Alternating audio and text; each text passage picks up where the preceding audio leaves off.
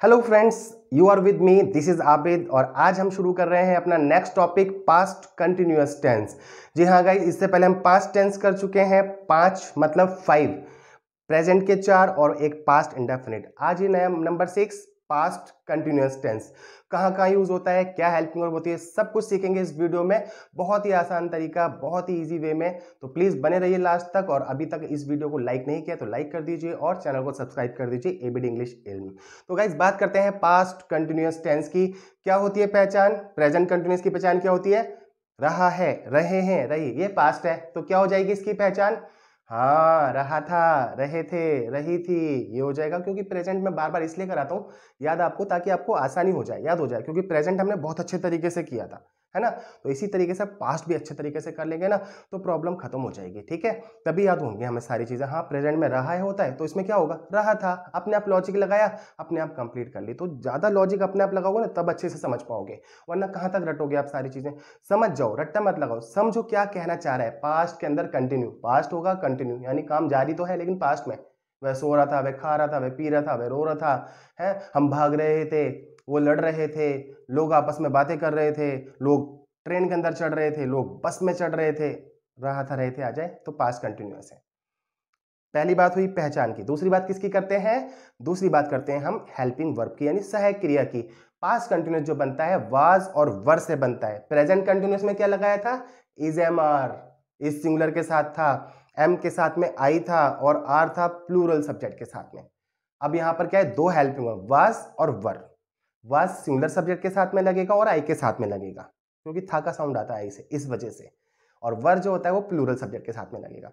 तो past continuous की helping verb क्या हुई? वाज और were. Was for singular subject and I, with I also we use was. और वर जो होगा with plural subject we use वर।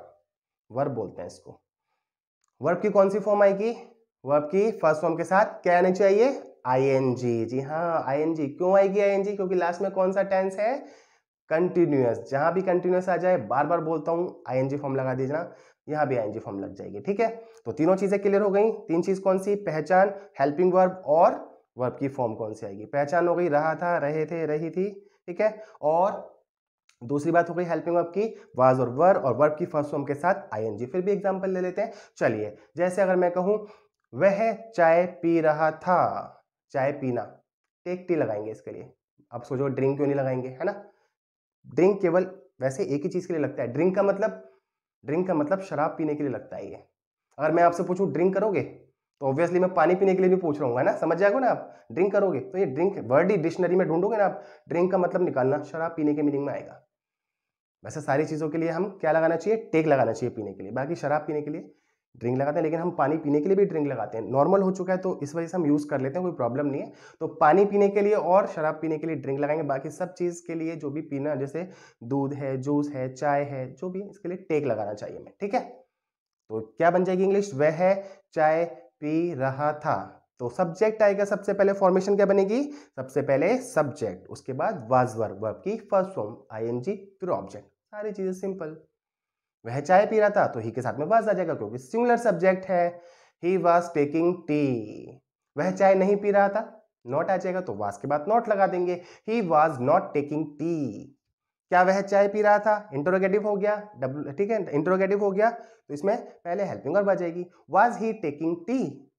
क्या वह चाय नहीं पी रहा था? इंटरोगेटिव भी है और नेगेटिव भी है, तीसरे प्लेस पर नॉट लगा दीजिए। Was he not taking tea? वह चाय क्यों पी रहा था? Why was he taking tea? Why पहले आ जाएगा। बाकी सेम फॉर्मेशन इंटरोगेटिव वाली होती है, रट जाइए, फॉर्मेशन ही ध्यान रखना है हमें अच्छे से। प्रॉब्लम यही होती है, वाज पहले लगा दिया बाद में लगा दिया, यही तो गड़बड़ होती है। तो क्या बनेगी डब्ल्यू एच की इंटरोगेटिव की? Y was he taking tea? वह चाय क्यों पी रहा था। और क्यों नहीं पी रहा था तो why was he not taking tea. सारे सेंटेंस हो गए। He was taking tea, affirmative. He was not taking tea, negative. Was he taking tea, interrogative.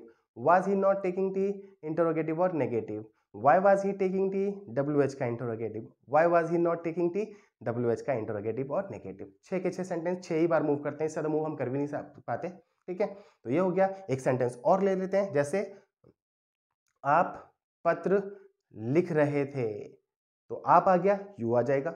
Was वर में से क्या आएगा? क्योंकि यू प्लूरल है तो वर लगा देंगे। You were writing a letter, आप पत्र नहीं लिख रहे थे, you were not writing a letter. क्या आप पत्र लिख रहे थे? क्या आप वर यू, जब भी शुरू में क्या आ जाए तो हेल्पिंग वर्ब पहले लगाते हैं। Were you writing a letter? क्या आप पत्र नहीं लिख रहे थे? Were you not writing a letter? Interrogative और नेगेटिव हो गया। आप पत्र कब लिख रहे थे? कब का मतलब WH है, व्हेन। व्हेन के बाद क्या आएगा? फॉर्मेशन, वही हेल्पिंग वर्ब पहले, when were you writing a letter. और आप कब पत्र नहीं लिख रहे थे? When were you not, not चौथे स्थान पर आ जाएगा, when were you not writing a letter. ठीक है, तो ये हुआ पास्ट कंटिन्यूअस टेंस। केवल 5 सेंटेंस की प्रैक्टिस करने के लिए दूंगा, आप उनकी प्रैक्टिस करना। ठीक है, एक बार और अच्छे से सुन लीजिए। पास्ट कंटिन्यूअस क्या होता है?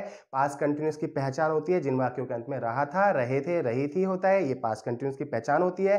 हेल्पिंग वर्ब वाज और वर लगता है, वाज आई के साथ में लगेगा, और जितने भी सिंगुलर सब्जेक्ट्स होते हैं उनके साथ में भी वाज ही लगेगा। वर जो है वो प्लूरल सब्जेक्ट्स में लग जाता है, क्योंकि ये कंटिन्यूअस टेंस है, इसी वजह से हम इसके अंदर वर्ब की फर्स्ट फॉर्म के साथ में ING यूज कर देते हैं। ठीक है गाइज, आगे समझ में नहीं आया तो एक बार और अच्छे से वीडियो को देखिए, समझ में आ जाएगा। बहुत ही आसान तरीका है, अपने आप प्रैक्टिस करने की कोशिश कीजिए। मैं 5 सेंटेंस दे रहा हूं, आप उनको जरूर उसका रिप्लाई करना ताकि समझ में आ जाए। प्रैक्टिस बहुत जरूरी है, प्रैक्टिस नहीं करोगे तो कुछ भी समझ में नहीं आएगा। ठीक है गाइज, तो आज की वीडियो में इतना ही। अगली वीडियो में फिर एक नए टॉपिक के साथ आपके सामने हाजिर हो जाऊंगा। तब तक के लिए अपना ध्यान रखिए। Take care and bye bye.